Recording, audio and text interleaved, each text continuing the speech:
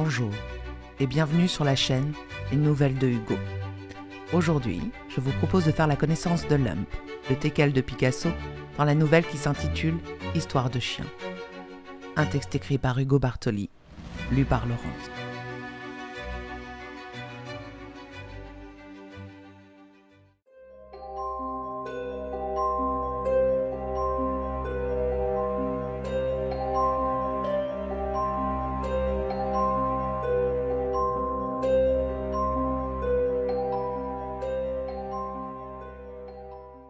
Picasso est un génie mondialement estampillé, dont personne n'a jamais discuté le titre. C'est ainsi qu'il a été proclamé de son vivant et à sa mort. On l'a écrit partout, sur des affiches, dans des livres, aux cimaises des musées.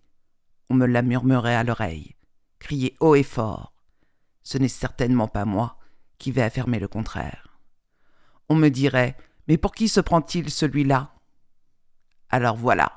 Je vais me plier à l'orthodoxie régnante et affirmer haut et fort à mon tour que Picasso, le peintre, le sculpteur, le céramiste, est un génie.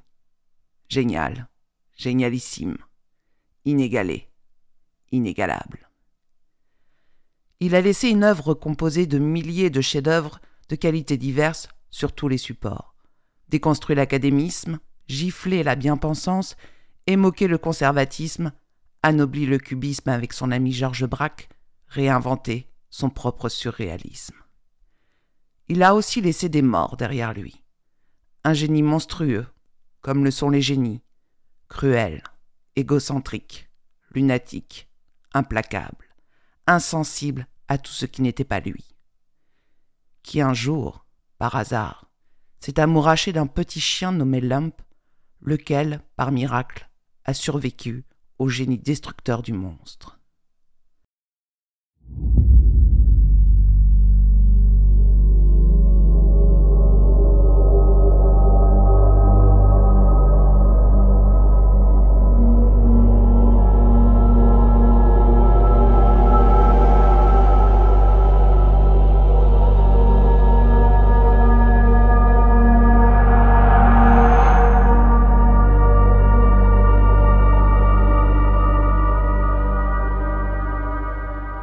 Quand Lump entre dans la vie de Picasso, la période de vache maigre que l'Andalou a endurée durant sa jeunesse est depuis quelques décennies derrière lui. Il vit désormais dans une somptueuse demeure Belle Époque de Cannes, la Californie, une bâtisse de 3 étages et 1200 mètres carrés habitables, plantée au cœur d'un immense parc acquise en 1955.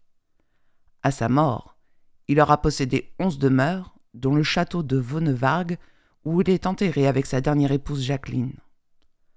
Le jour même de ses funérailles, il aura même réussi à semer la colère et la haine au sein de sa famille déchirée. En ce jour ensoleillé du printemps 1957, Picasso et Jacqueline, un foulard dans les cheveux, pantalon et pull moulant, sandales plates, qui la font ressembler à une très jeune fille, attendent la visite du photographe David Douglas Duncan, surnommé Di.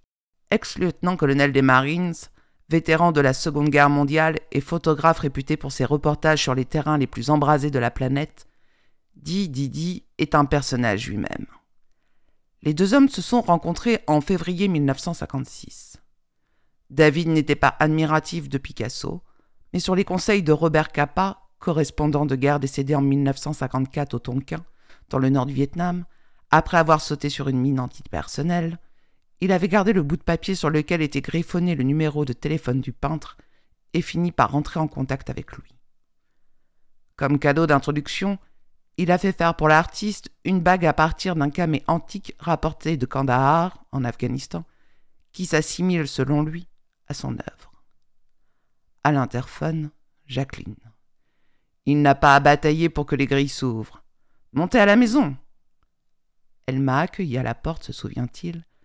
Elle m'a pris la main et, sans une parole, m'a entraîné jusqu'à la salle de bain. Picasso riait dans sa baignoire. Il a regardé avec attention la bague que je venais de lui donner, et seulement alors, pour la première fois, j'ai entendu le timbre de sa voix murmurant « Je me demande ce qu'il a utilisé pour graver la pierre. » En repartant, Picasso lui a dit de revenir quand il le souhaitait.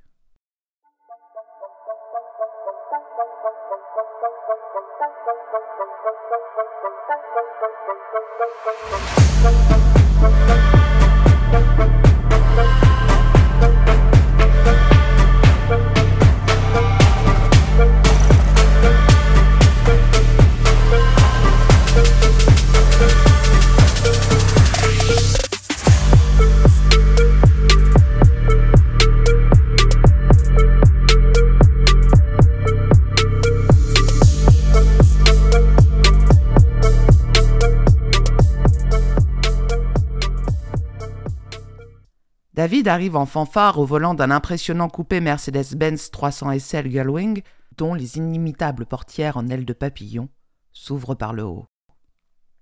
Aussitôt le moteur coupé, c'est de là que descend sans attendre un teckel à poil dur couleur chocolat au lait, né dans le meilleur élevage de l'espèce à Stuttgart et qui se rue en direction du perron et de ses hôtes. Sans la moindre hésitation, le petit Lump, qui signifie fripon en allemand, saute dans les bras de Picasso. Sa queue frétille de tous les côtés, la spontanéité de son émotion amuse les protagonistes présents ce jour-là. Inutile de dire que le jour du départ, la Mercedes repartira avec un passager de moins. Il faut dire qu'au domicile du photographe à Rome, le lévrier afghan, autre bête à poil du domicile, ne cesse de le harceler depuis son arrivée à l'âge de 3 mois. Lump venait de trouver une nouvelle maison pour l'accueillir, un nouveau maître à chérir. Il a levé les yeux vers moi, raconte Duncan, et promené son regard sur la maison, comme s'il voulait me dire « J'ai trouvé mon paradis, hein. Ciao !» Je n'ai pas donné Lumpy à Picasso. C'est Lump qui a choisi de vivre auprès de lui. Le peintre fait visiter les lieux à ce nouvel intrus. Il pousse le jeu à peindre le teckel sur une assiette blanche et la lui tend. Pour Lump, Picasso, Cannes, 19 avril 1957. Détail non négligeable quand on sait que le maître n'a jamais daigné reproduire ce geste pour quiconque. Lump se hisse sur ses pattes arrière, avance son museau, renifle l'objet et la peinture toute fraîche sous le regard amusé du couple. Pour Jacqueline, qui ne résiste pas longtemps à son charme, il devient Lumpito. David, de son côté, l'a toujours surnommé Lumpy. Lump devient donc un habitant à part entière des lieux dont il ne se lasse pas de visiter le capharnaüm composé des objets les plus insolites, tableaux, chevalets et sellettes, vases, sculptures inachevées, mégots abandonnés, coupures de presse et de journaux par centaines. Avec la chèvre Esmeralda qui dort sur une litière dans un couloir du 2e étage et qui chaque fin de matinée descend dans le parc, accompagnée de Yann, le boxer ayant appartenu à son épouse Françoise Gillot, Lump régionne tout avec supériorité. Il déjeune à la table du génie et monte parfois sur la nappe, s'installe sur ses genoux, jusqu'à partager son assiette, léchant les derniers vestiges du repas. Il lui arrive aussi de regarder la télévision dans ses bras et devient son modèle de prédilection sur des dizaines de toiles et de croquis. Lorsque David revient de temps à autre à la Californie, il assiste, spectateur privilégié, à la complicité sans faille entre le génie et le teckel. Dans un de ces rares moments de confidence, Picasso avoue au photographe « Ce n'est pas un chien, ce n'est pas un homme, c'est quelqu'un d'autre. » Avant d'ajouter « Il y a dans Lump le meilleur et le pire de nous-mêmes. »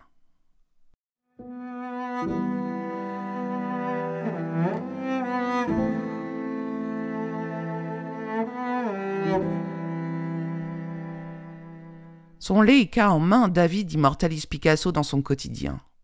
En promenade dans son parc, simplement vêtu d'un short et chaussé d'espadrilles, en famille ou solitaire dans son atelier, toujours suivi comme son ombre par le petit Lump, fidèle parmi les fidèles. Les deux hommes parlent peu, et quand ils le font, c'est en espagnol, car Picasso ne maîtrise absolument pas la langue de Shakespeare. Avares de mots, les deux hommes se comprennent sans trop se parler. Nous n'étions là ni l'un ni l'autre pour papoter, raconte David. Il était lui, j'étais moi. Il peignait, je faisais mes photos.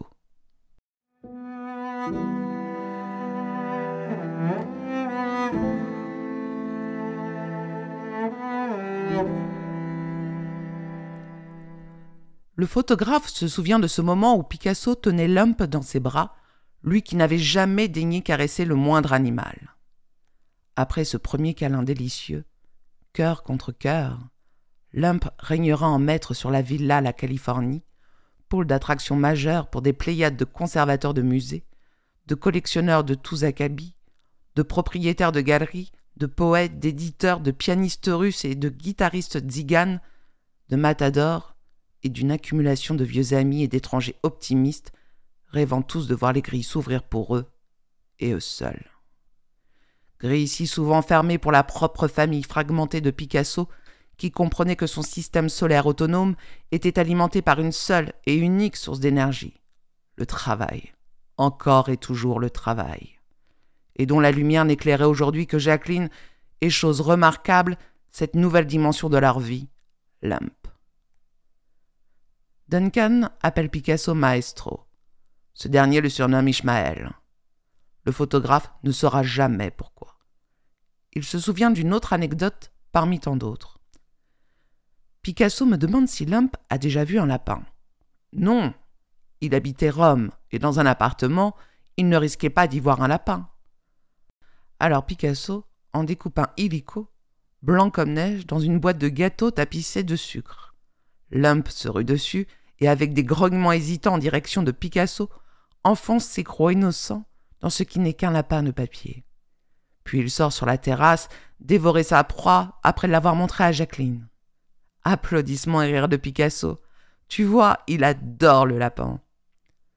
Mon nouveau Leica au tir rapide me permet de fixer pour l'éternité la seule et unique fois dans l'histoire du monde, follement excentrique de l'art nouveau, où l'art lui-même s'est fait manger, du Picasso frais.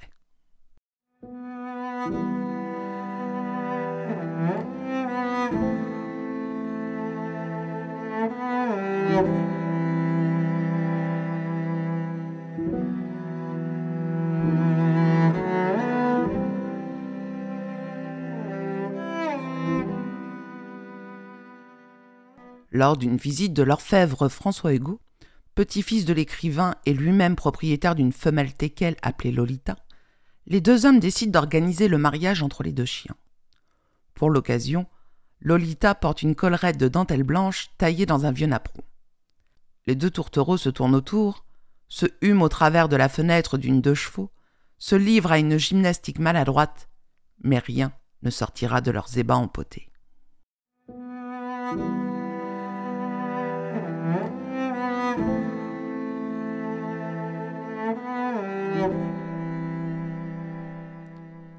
Un après-midi de l'été 1957, Picasso interpelle David. « Ishmael, tu n'es pas curieux de savoir ce que je fais pendant que tu me photographies ? Viens par là. » Au 3e étage, Picasso lui ouvre la seule porte jusque-là restée close devant son objectif et devant laquelle la chèvre Esmeralda veille. D'un coup, de l'autre côté de cette porte, dans un atelier dont il ignorait l'existence, s'offre au regard de l'Américain plus de 50 toiles, toute une série d'interprétations des Ménines, le chef-d'œuvre de Diego Velázquez. Sur l'une d'elles, couché au pied de l'infante Marguerite, en lieu et place du gros chien dessiné 3 siècles plus tôt par le peintre officiel de la cour d'Espagne, Picasso a représenté Lump, le teckel. Entre le 17 août et le 30 décembre 1957, Lump, icône de l'art moderne, apparaît dans cette série de tableaux en hommage à Velázquez à 15 reprises.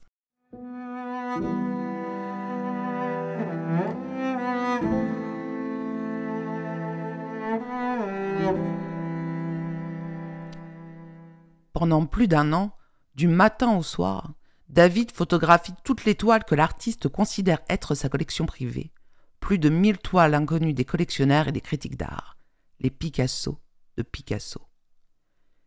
Il trouvait toujours que son bleu rendait trop gris sur mes tirages, et sans cesse je recommençais jusqu'à la perfection, se remémore Duncan, qui courut tous les laboratoires d'Europe pour parvenir au résultat voulu. Tout au long d'une amitié qui va durer 17 ans, le peintre ne demandera jamais au photographe de quelle bataille il revient. Picasso regarde les images que ce dernier rapporte des conflits qu'il couvre, mais ne les discute pas, ne les commente pas, indifférent à tout ce qui s'écarte de son travail. Ils s'engueulent parfois, se réconcilient sans se le dire. Mais la plus abominable de ces disputes, c'est le pauvre Lump qui en est à l'origine, bien malgré lui. Picasso, le génie admiré de tous, n'en sort pas grandi.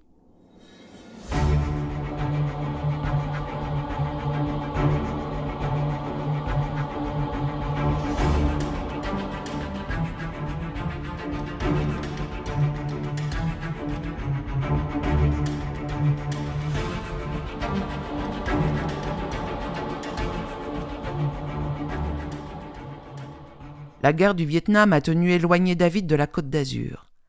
Un jour de 1963 ou 1964, il ne s'en souvient plus exactement, il arrive à la propriété et ne trouve nulle trace du chien. « Où est Lump ?»« Il est malade », lui répond froidement l'artiste. « Je l'ai laissé chez un vétérinaire de Cannes. » Douglas s'y précipite. Chez le vétérinaire, Lump, décharné, agonise dans un coin, par terre, sans eau, sans nourriture, sans aucun soin. On lui explique que l'animal est paralysé, qu'il vit ses derniers jours. Ivre de colère, le photographe prend l'animal dans ses bras et se précipite à la Californie. « C'était ton chien ! À compter de cet instant, il redevient le mien. »« C'est contre la vie, » rétorque Picasso, rageur, tandis que le photographe claque la porte et fait crisser les pneus de son coupé Mercedes sur le gravier de l'allée du parc.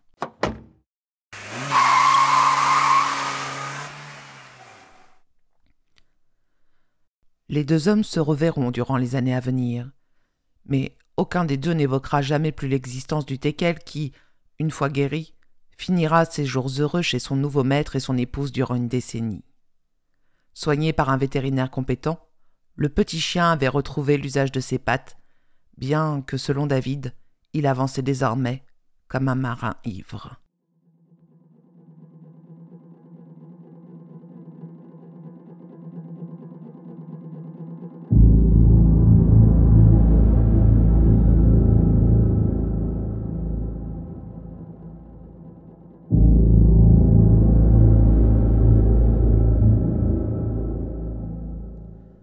Lump n'était plus dans le cœur et l'esprit de Picasso qu'un détail parmi d'autres de son œuvre, chosifié, passé au passé.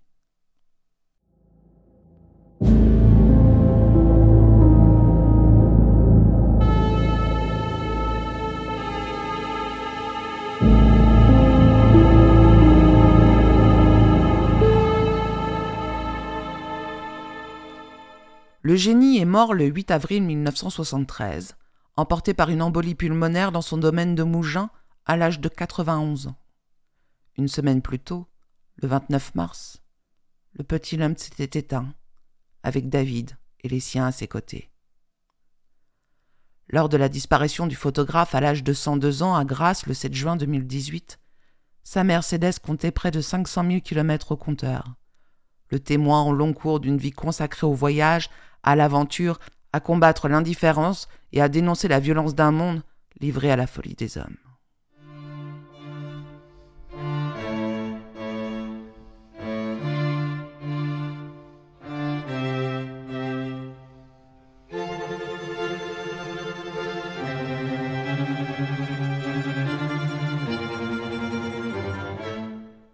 Picasso n'a pas porté bonheur et affection à ses proches, épouses, muses ou descendance, crucifié sur l'autel de sa légende et de sa mégalomanie, où les autres n'étaient que des pantins sujets à son sadisme.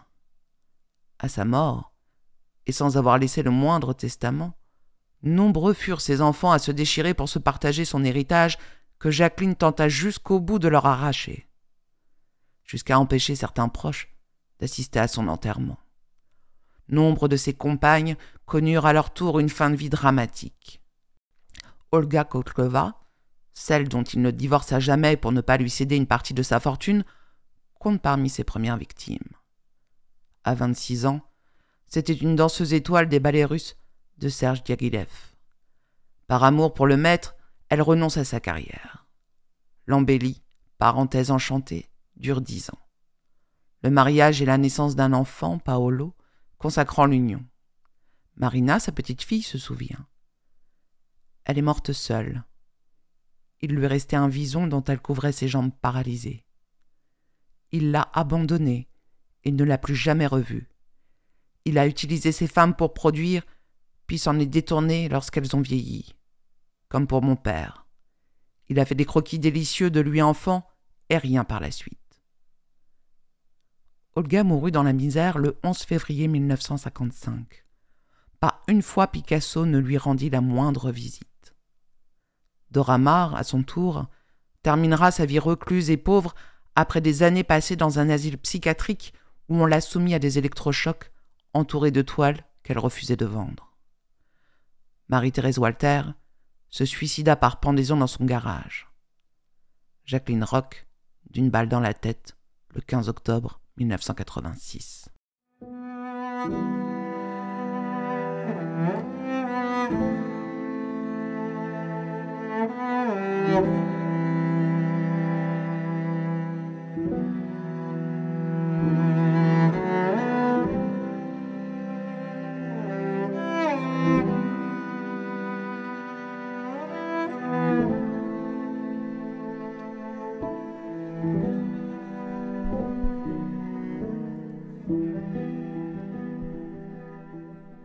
C'est la mort de son petit-fils qui fut la plus terrible qui soit.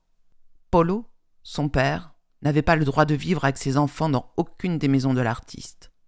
Il survivait misérablement en lui servant de chauffeur pour un salaire dérisoire et les domestiques lui portaient parfois un panier à la grille de la propriété.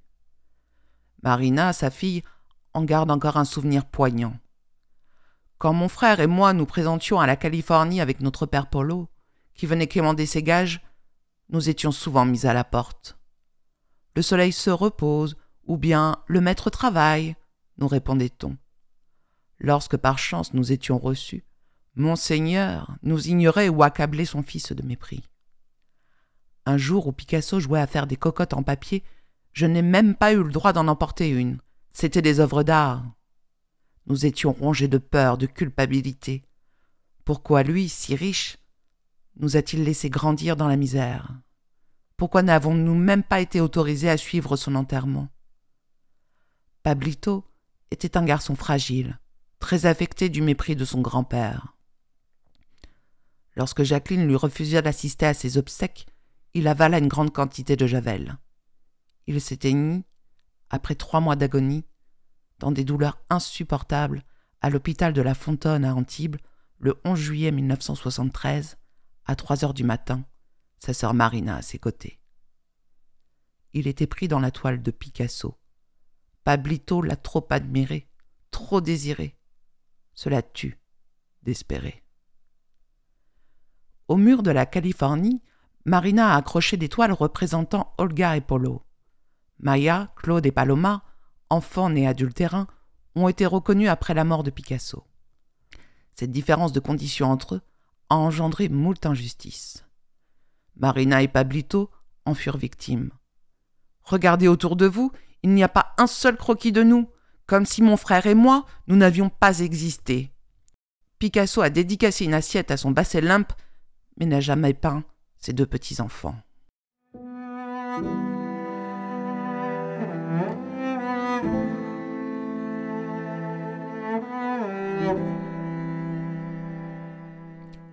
Quand Pablito est mort, c'est Marie-Thérèse Walter qui a secouru Marina.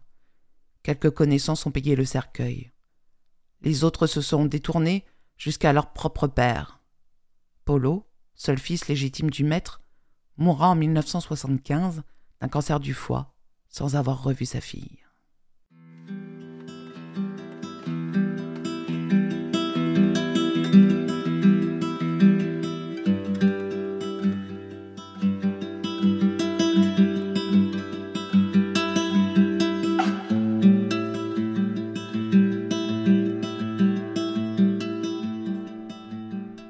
Picasso était, nous l'avons dit et répété, un génie. Les géants, les leaders, les figures historiques, il est préférable de les admirer de loin plutôt que de vivre à leur côté. Les livres d'histoire et les musées regorgent de salauds narquois sur les cénotaphes élevés à leur prodige. Marina a tout résumé du personnage en peu de mots. Une seule chose comptait, la peinture et rien d'autre. Pour créer, il lui fallait anéantir tout ce qui gênait sa création. Le Diémurge s'était fait prophète. Quand je mourrai, ce sera le naufrage. Beaucoup seront aspirés par le tourbillon.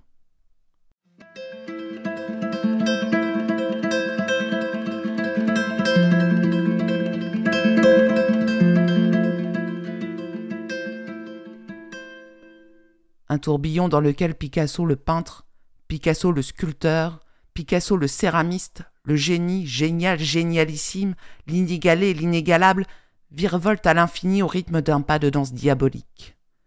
Sa tour de Babel macabre, hantée comme un beffroi peuplé de ces fantômes rieurs, joueurs, frappeurs, hurleurs, exhale le parfum de la mort, l'odeur âcre de la douleur, le venin de la rancœur. Une allégorie féroce érigée sur des charognes vouées aux intérêts de charognards, œuvre monstrueuse à l'image de la monstruosité de son créateur.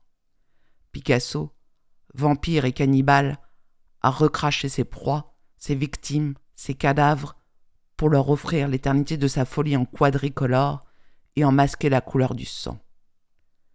Folie carnassière, folie meurtrière, folie incendiaire, que ses apôtres, soucieux de les rendre respectables, supportables, admirables, ont qualifié de génie.